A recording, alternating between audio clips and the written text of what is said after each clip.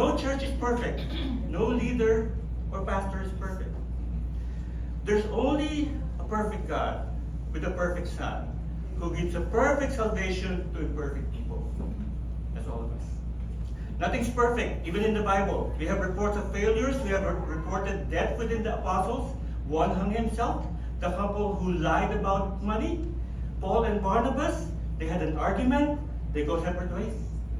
Now we have another problem here. The problem is a complaint of one group against another group.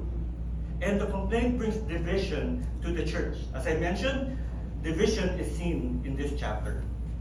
Let me go back to verse 4. It says, "But we will give ourselves continually to prayer and to the ministry of the word." Thank God for our prayer ministry. Thank God for our first Saturday prayer meetings. It's very powerful. At this time, that's their priority. I hope that's our priority as well. We're not going to leave the Word of God and serve tables. Now I'm going to speak candidly about this. Some churches started out as a Bible teaching church, then after a while, saying, people don't really want to hear Bible teaching. They don't really want to hear deep Bible studies. They don't care about the Greek words and Hebrew words and the context and history. They don't care about that. They just want to be social. They just want to be social. So some may want a change. Let us change as a church that's preaching a social gospel. Let's be hip. Hindi baduy. And there's nothing wrong with having picnics or something. But instead of giving the meat, instead of giving that meat, we serve the meat of passages. Not just that meat. I know we had steak yesterday, and thank God for that. Thank you, Pastor, for that. But it's the meat of the passages. Nothing wrong with us with the fellowship while enjoying the food together. But we have to set our priorities. Word of God, people, Word of God. We have been given a lot of resources online, books everywhere. We have books in our shelves that are collecting dust. Open them up, and be strong in the Word. We're not going to leave the Word of God and serve tables. That's what they said. We're going to give ourselves continually to prayer in the ministry of the Word. Those are priorities. Now, the title of our teaching today is A Faith That Advances God's Kingdom. If this is true, do we believe this is true? Do we believe this is true? Now, the question is, does our faith or the result or the fruits of our faith translate to advancing the kingdom of God? We have to ask ourselves that. We have faith, yes. We say that, yes. But does our faith translate to advancing God's kingdom? The Bible says genuine faith, as described by the Bible, is more than just intellectual belief. It's a trust in God that results in transformed lives and actions. It involves believing in God's word, trusting in His promises, and demonstrating that faith, true love, good works, and a life aligned with God's will. A few things about this statement. Believe and trust. Proverbs 3, 5-6. It says, of course, we've been saying this over and over again. Trust in the Lord with all your heart. Lean not on your own understanding. Actions and works. James 2, 14-26. If you're taking notes, faith without works is dead. A genuine faith will be evident in our actions and how we live our lives.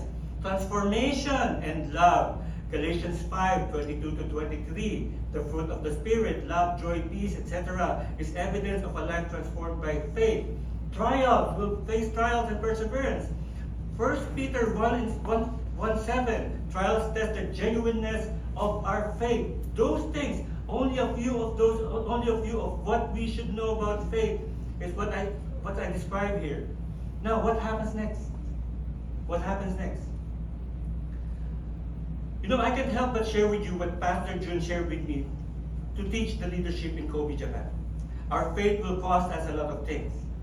As a result of us truly believing in the saving grace of Christ, as a follower of Christ, as the ones truly obedient to His commands. I will say that again, as the ones truly obedient to His commands. I'll say this to you. not just now, but maybe in some other weeks. But maybe I'll repeat this again. Faith will cost us in different ways. Faith will cost us in different ways. Becoming a Christian can involve costs, but our faith presents eternal benefits. Ultimately, the decision to follow Christ requires a commitment to living a life that aligns with the Christian values, even if it means facing adversities. Here's a more detailed look at the potential cost. We give up sin. We give up sin. Following Christ often requires a conscious effort to renounce harmful habits and behaviors, as well as prioritizing spiritual growth over worldly distractions. Second, we sacrifice personal goals and ambitions. The commitment to Christ may involve making choices that prioritize faith over personal ambitions or desires that could conflict with Christian principles. Let me be a little bit personal right now. I don't know if some of you may know that I've been doing journals every so often, as long as I can. We started back in 2020 before the pandemic, and I've been writing notes in our journals, me and Tina, and then whatever is happening to us, we try to take notes because it's very important for us to go back and say, hey, we thought of this, God put those in our hearts, and we have to write it down and see what happens down the road, right? So let me read something that I wrote just after we came back from our last trip to the Philippines. So I have to write this down because I may forget some details. So prior to leaving for the Philippines, about a few weeks before, my friend who's a pastor in Bacoor, Cavite in the Philippines asked if I can be their guest speaker for their service. I said, when? He said, either May 25 or June 1st. I said, June 1st. He said, it's your birthday. I said, I'll do it. Tita Nagling mentioned that I get in touch with Ate Nanette so I can speak at the church in Sampaloc, Tanay. Ate Nanette said the pastor was on vacation on June 8th, and they have a pastor from another church assisting, but said it will be great if I'll speak on that day. So June 1st and June 8th. So I did. What's amazing is the service after Tanay. There's another church there assisting in Barangay Tandang Pucho. Quite the opposite of the Sampaloc church in terms of church building location and stature. It's heartbreaking to think how bad the situation is, but still, the heart to worship in this little group of people has been there. And what a way to end our travel, to see these people serving the church, being at church, wanting to be at church, even if there's no place to go and do a worship in. They've been left in the dust in a way. But anyway, so that's when Tina and I had a conversation about the need for volunteers. Not just to speak to be a pastor, but the willingness to be available. The willingness to be available. So I was on vacation. I could say, maybe next time. I was on vacation. My thoughts could be, traffic in Cavite is bad. Yep. It's the worst. That's what they said. It's the worst. The drive will be bad. I should just be in the beach or hanging out in the big malls of Makati or BGC. Yes. But God has a plan. But God has a plan. When the invite has been handed out, first thing I ask is when. First thing you ask is when. Having to be sensitive to the leading of the Holy Spirit got some perks. Having to listen more to what God is telling you rather than yourself telling things to your own self, His eternal implications. So last week I told Pastor June I'll actually sign up for Bible school.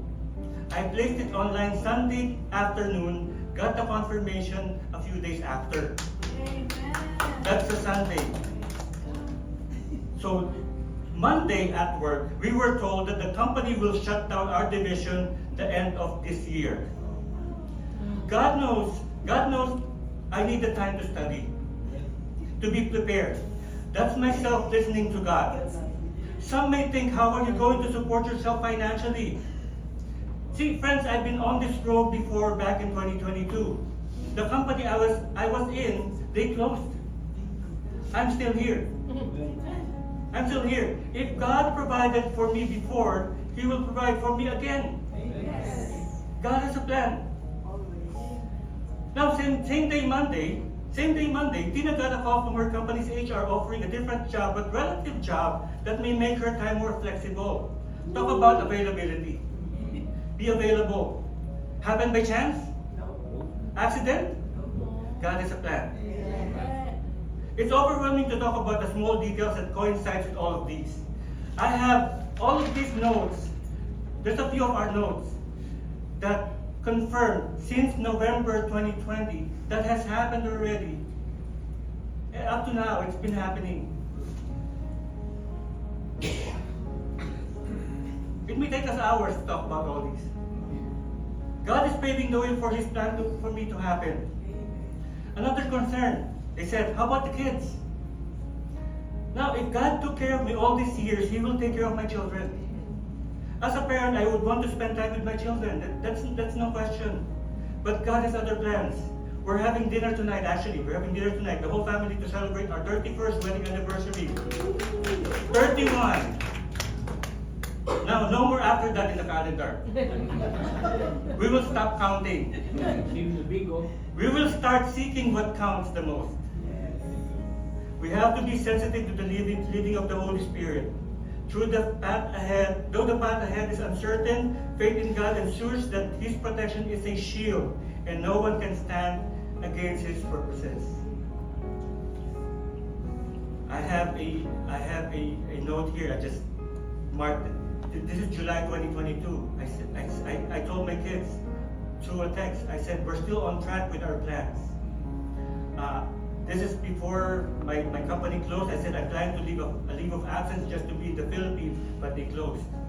So, and then this one said, Mom will apply for a home-based position. It happened already. We are prepping them for adulting. It happened already. A lot of things. But anyway, so let's go back to our lesson. So, we face social disapproval. When we display our faith, we face social disapproval. We learn to live a counter-cultural life. Christian faith may sometimes challenge societal norms and expectations, requiring believers to live in a way that is not always easy or popular. The cause of relationships. Here's the thing. Sometimes we put aside our faith because we want to please our family members. No. Following Christ can sometimes lead to strained relationships with family or friends who do not share the same belief. Pray. Pray for them. The cost of finances. Generosity and giving may sometimes require financial sacrifice to support Christian ministries or individuals in need. I may be in need right now, but God said, I will provide for you. You know, in less than 6 months, I will have no income at all, but God will provide. And the cost of help. Living a Christian life can sometimes involve physical challenges or health issues due to circumstances, as in the case of Stephen, death. However, these costs are often seen as a small price to pay for the immeasurable rewards of faith, which include salvation and eternal life, spiritual growth and transformation, a sense of purpose and belongingness, and overcoming challenges and adversity. The strength and comfort found in faith can help individuals persevere through difficult times and find hope even in the face of hardship. Ultimately, the decision to become a Christian is a personal one that requires careful consideration that you have to be committed. Our commitment is not limited to what we can do. Our commitment is not limited to us just being a musician, just being in the praise and worship team, just being standing here and proclaiming the word of God. It goes beyond that, even to the time that you have to be just serving people, talking to people.